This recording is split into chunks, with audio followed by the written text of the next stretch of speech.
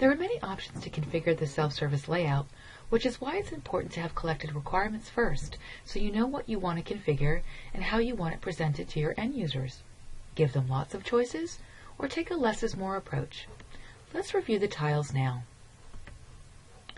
Typically, we see customers choose to keep the first 3 and the last 2 out of the out-of-the-box tiles. You can also add your own custom tiles, but let's first review adding and removing the existing tiles. To configure the tile visibility and order, you simply navigate to Remedyforce Administration, Configure Self-Service, and select Tile Visibility and Order. Here you can change the order of the tiles, add your own direct links, and add some custom tiles. To simply remove existing tiles, it's a matter of removing the checkbox under the visible column. What I'm going to do is remove the checkbox beside the Chatter tile and click Save.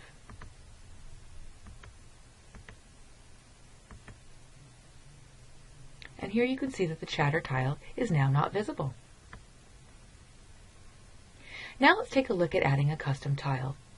You can create up to 10 custom tiles, and for each tile you can define a maximum of 10 links. To display custom tiles in self-service, you must create at least one link for that tile. To create my custom tile, I'm going to click the plus sign, give it a title and description, as well as set the order where I want it to display. And I'm going to add a direct link. This is so that when you click the tile, you're being directed somewhere.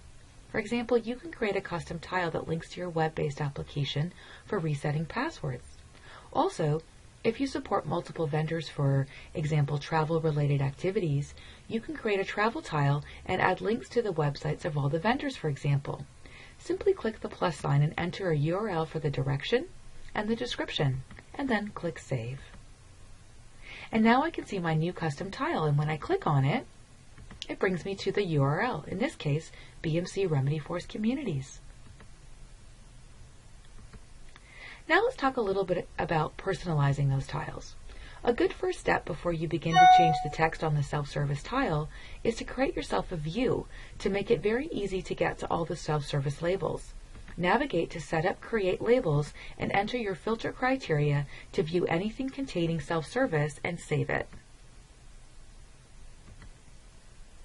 So now let's walk through an example of changing the text on a tile. In this example, I want to change the text on the Submit a Ticket tile to say something more user-friendly, because I know my customer base and this could be confusing for them. So because I've created my self-service view already, it's easy for me to locate the label name that I want to modify. In this case, SS_Incident Home. And then I go ahead and click on it. And then you click on New Translation. I select English from the drop-down and enter my new text, and then I click Save. And here I can validate my change was completed, and my new text indicates, click this tile if something is broken. I can also follow the same steps to modify the description of the tile, but this time locating the appropriate label for the tile description, and entering my new text, and clicking Save again. Here I'm verifying that my change was completed. Now that the tiles are configured, let's look at configuring the Contact Us option. You can contact the service directly by using the Contact Us form when a user clicks the Contact Us tile. When the user chooses this option, a service request is created and assigned to the service desk. You can also modify the text on the Contact Us tile the same way we modified the other self-service tiles. You also have the option to configure the form itself.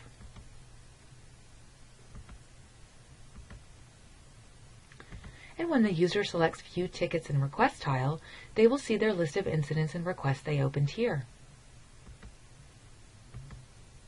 And then this is what it looks like from the agent perspective when a user has created an incident or request from the self-service portal.